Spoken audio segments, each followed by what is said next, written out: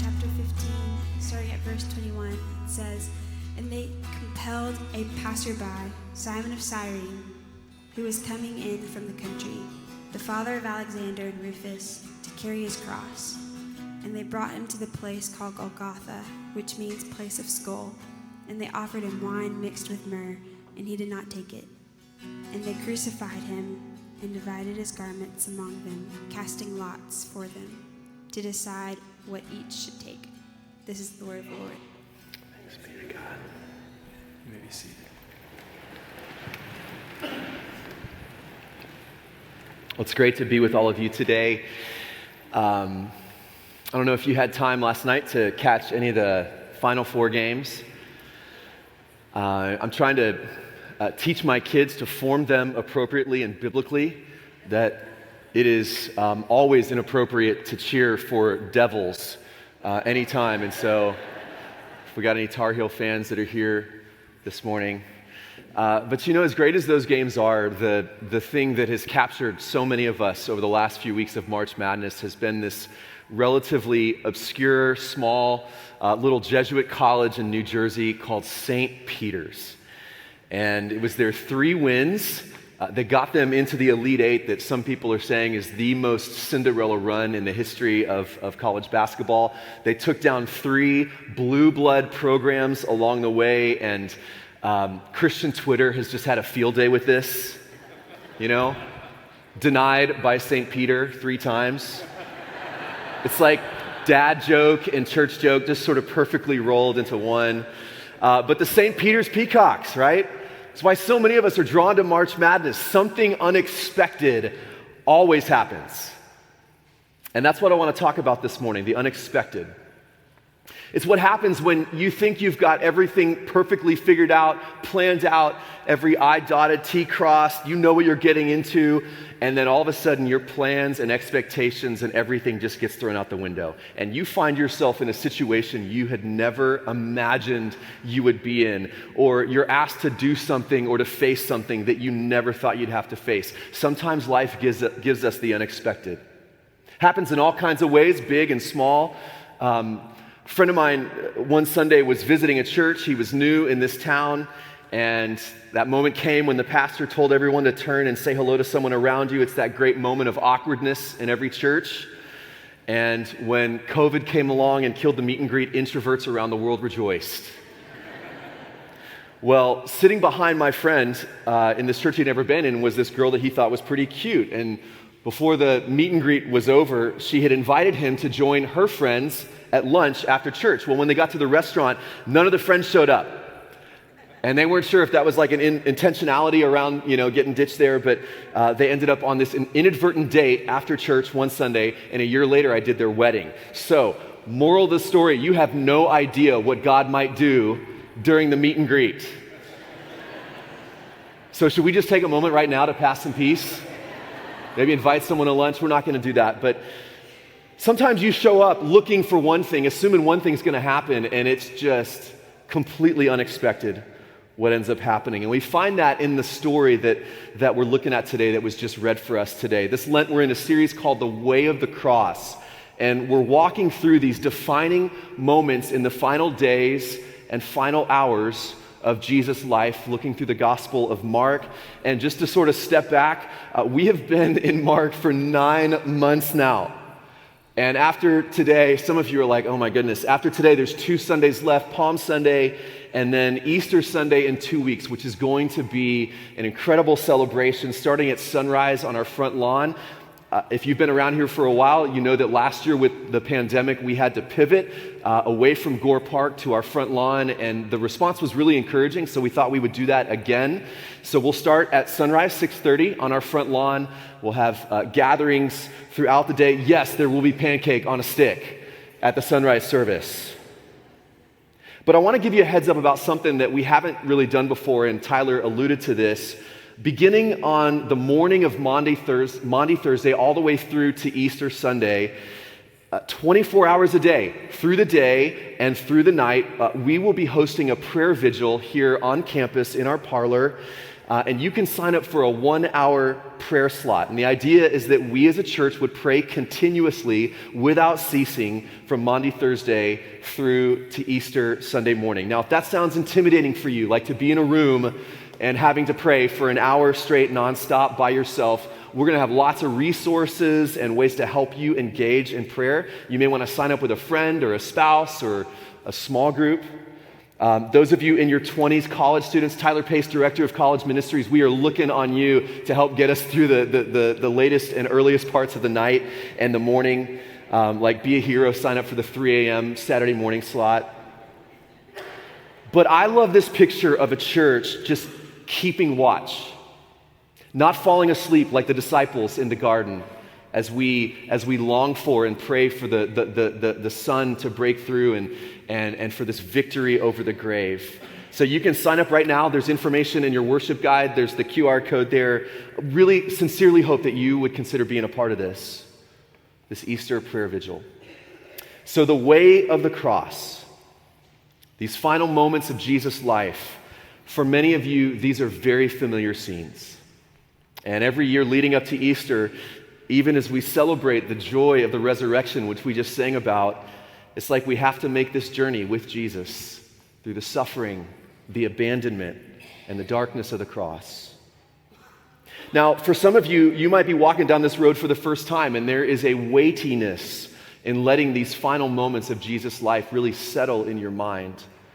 So to set the scene for what we're looking at today, I wanted to do a little something different. I want us to sort of reflect on a painting.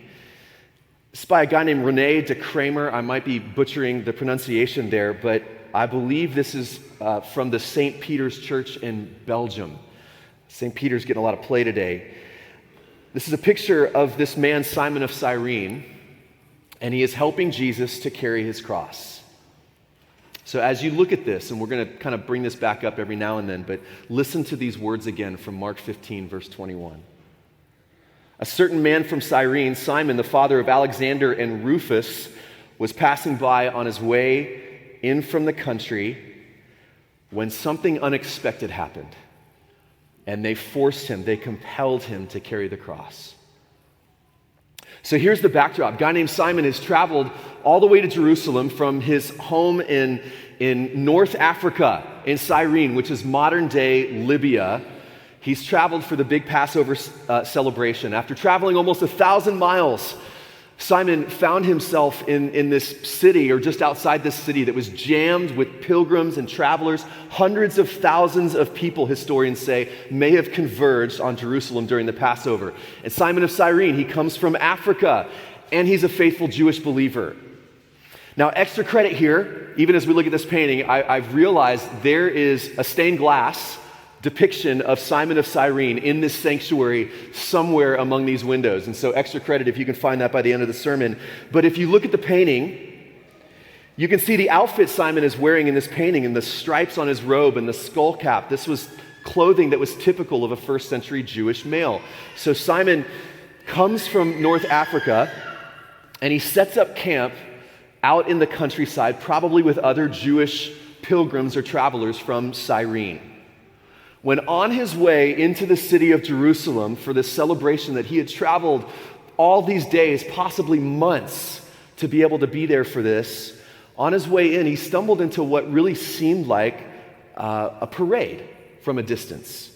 There's all this commotion and energy from the crowd. But then as he walks a little bit closer, it was not at all what he expected. What Simon saw was the horrific scene of a man beaten almost to death. A man who was stumbling as he was trying to carry the beam of a cross. Now, even though he was a long way from home back in Cyrene, Simon had heard about crucifixions. The Roman Empire was famous for this method of execution that really was used as a deterrent to try and intimidate would-be rebels or terrorists or insurrectionists.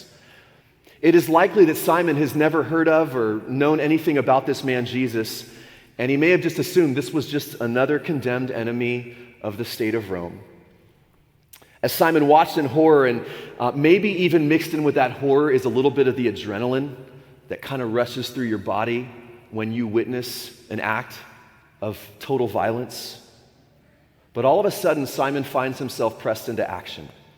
The Roman soldiers, recognizing that Jesus didn't have the strength anymore to carry his own cross, were told that they seized Simon out of the crowd. Why him? We don't know. Maybe he stood taller than anyone else. Maybe he just looked stronger than anyone else. Maybe it was because of the color of his skin.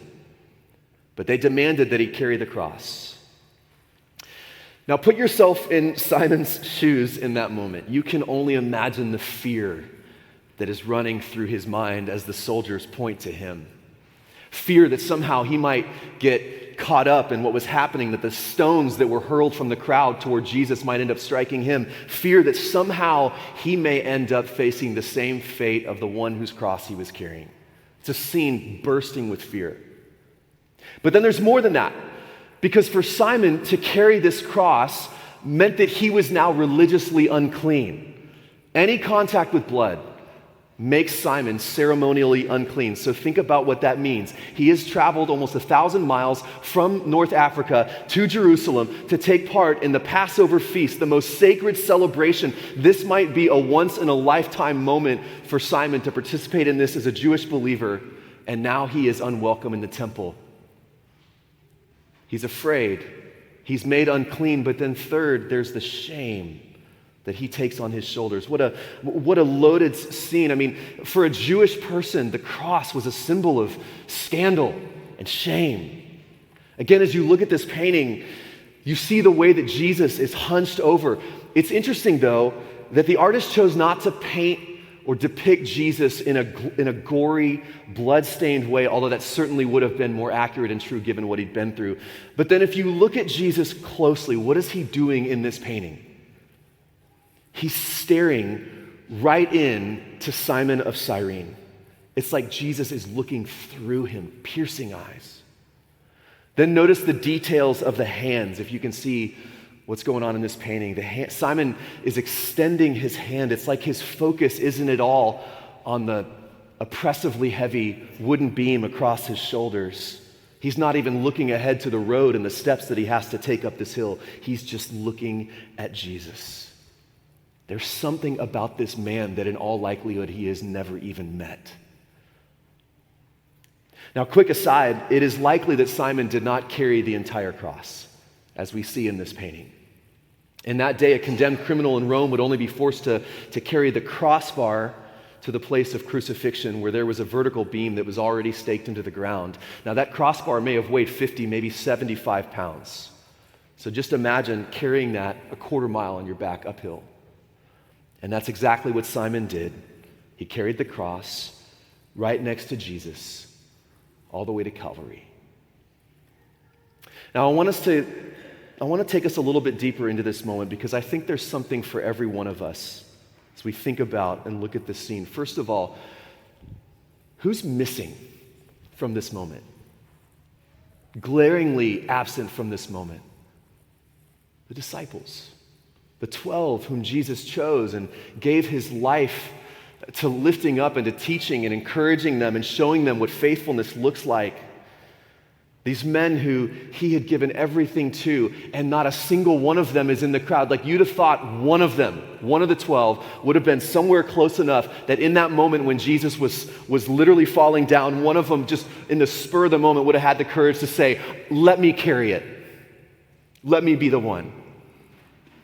Even the name Simon is almost a reminder of someone who is not here in this moment. The glaring absence of that larger than life, I'll go first, I'm the best. Simon Peter, who was always the one to say, "I'll do anything for you, Lord." 3 times he pledged to never abandon his friend, and now it's Simon, a stranger who'd never even met Jesus, who's called on to bear the cross. Simon of Cyrene did what none of the disciples were willing to do. So here's the question that I've kind of been sitting with this week. Why would 3 out of the 4 gospel writers in the New Testament, Matthew, Mark, and Luke, but especially Matthew, who was himself a disciple of Jesus, who deserted Jesus, why would they all choose to include this little detail about Simon of Cyrene? And I wonder if, especially for Matthew, this was a way of saying to every person who would ever read the account of this man Jesus, maybe it was a way of saying, hey, none of us had the courage to do what Simon did. And if you want to know what it was really like to walk in those steps, if you want to speak with someone who saw everything on that day, go find Simon of Cyrene. He's the only person in history who knows what it's like to carry the cross of Jesus. And then I was just thinking about what that must have meant and been like for Simon of Cyrene, and even for you and me.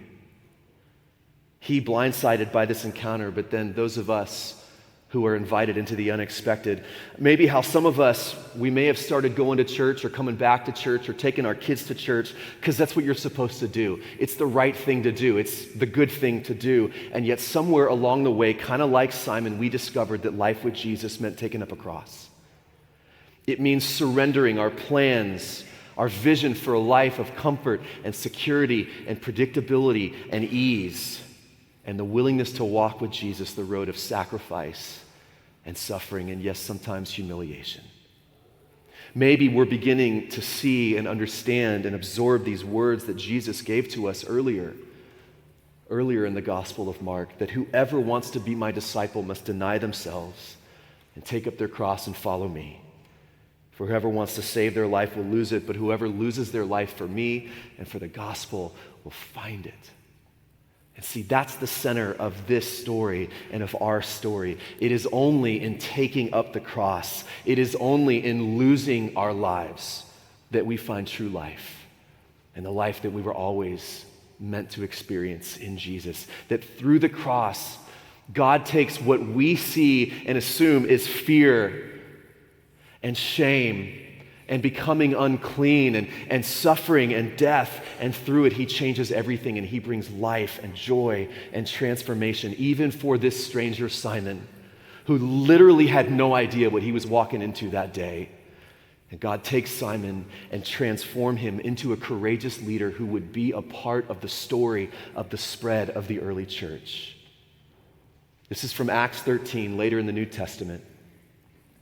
Another relatively obscure detail that we're given. Now, in the church at Antioch, there were prophets and teachers. Barnabas, right? We've heard of that name before, but then some guy named Simeon. Simeon, which was another way of spelling the name Simon, called Niger. And most scholars think this was a reference to Simon's darker skin and his African heritage. Simon of Cyrene. This parenthetical note in the story of the death of Jesus, in all likelihood, becomes a leader in the early church movement.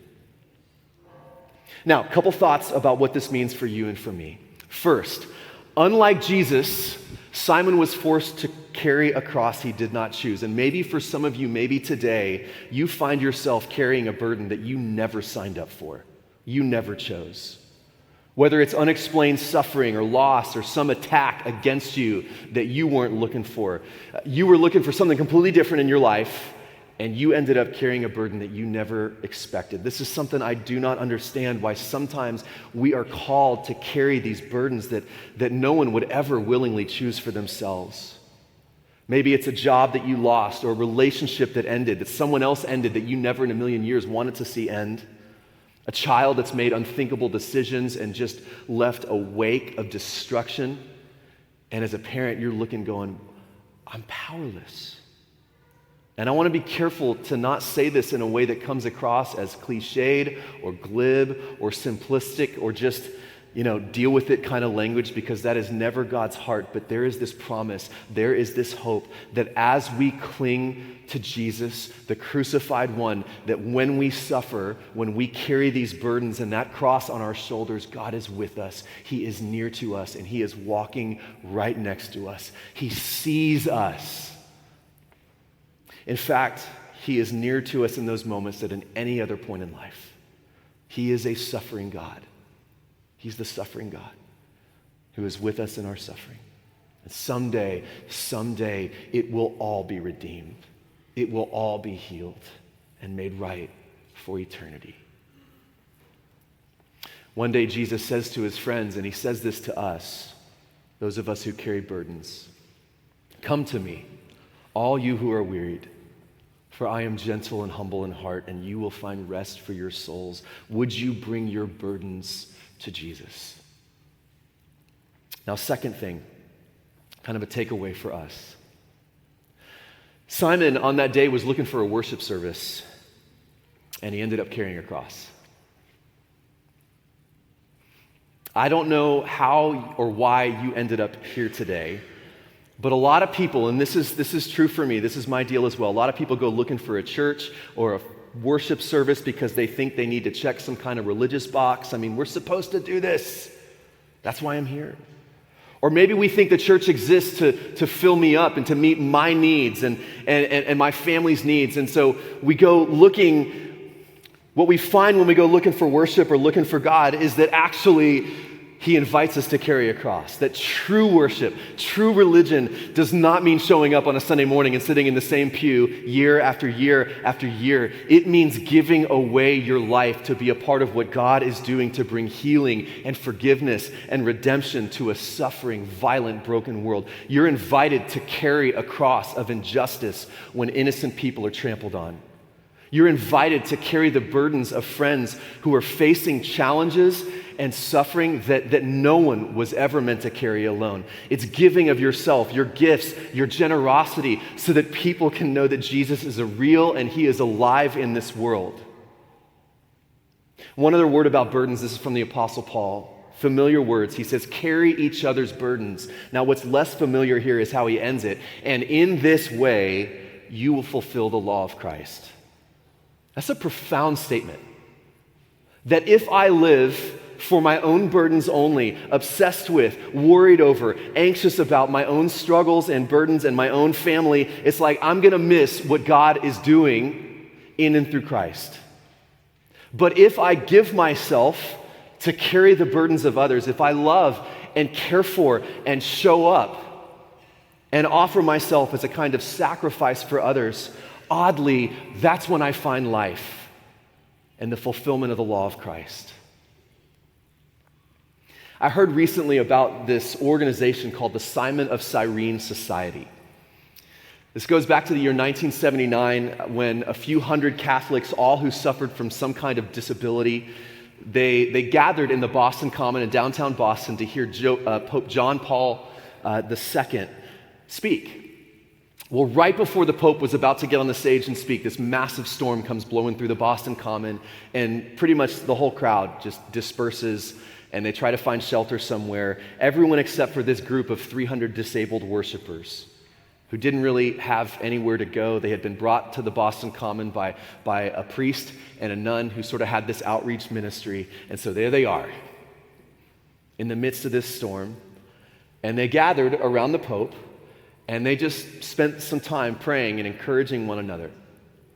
And from that day on, the Simon of Cyrene Society was formed to serve the needs of the disabled community in Boston, just helping to connect people that were in need with a community or with a family or with an individual who could help carry their burden. And they have impacted hundreds, thousands of lives, carrying each other's burdens. That's how you fulfill the law of Christ. Sometimes it's just a word you can share or a prayer that you can pray for someone who's shouldering a burden. I remember when our twins had first been born, they were 30 weeks into the pregnancy, they weighed about 3 pounds. And so for the first 6 weeks of their lives, they were in the NICU. And for the first few weeks of that, they were in those little incubators. And if you've ever seen this or are familiar with this, it's like they're in this contained, warm, kind of, lit up, glowing bubble. And you can see them. You can spend all the time you want looking into the bubble, but you can't reach in. You can't touch them or hold them. And I know that they're in good hands, but it's like it is so overwhelmingly scary to hear all the beeps and to see the wires and the tubes, and you feel so absolutely powerless in those moments. Well, I remember running into this middle school, this junior high student who went to the church that I was working at the time, and we just ran into each other in the hall right before I was supposed to preach. And he told me that he had been born premature, and that when he was a baby, he had spent a considerable amount of time in the NICU. And then he told me how every day he was praying with his family by name for Annie and Wheeler, every day. Okay, a middle schooler stops me like as I'm about to get on the stage and I'm a weepy hot mess. Because that's his little way of carrying the burden, reminding us we're not alone when we face these trials. So maybe this morning you came to Highland Park Pres hoping it would be a good worship service, great songs, maybe lift your spirits, maybe give you something to noodle on or to think about. Maybe you came because somebody dragged you and grandma said, we're going to church. And so you're here. But I wonder if there is something that you have been carrying in your life, a burden, a secret, a struggle. And maybe you need to know that there is someone who is walking with you in whatever you're facing. And you can find that here. This is a burden-sharing community. And maybe this can be the day when you give that thing to Jesus and that you trust that following him and even laying down your life for him is simply the best way to find life. So Jesus, we thank you for this community, this burden-sharing body. And I pray that even now as we come to this table, that we would find in your having given your life, poured out your life for us on the cross, that we would find that it is in sacrifice, it is in laying down our lives that we will find the fullness of life in you. And we pray this in Jesus' name. Amen.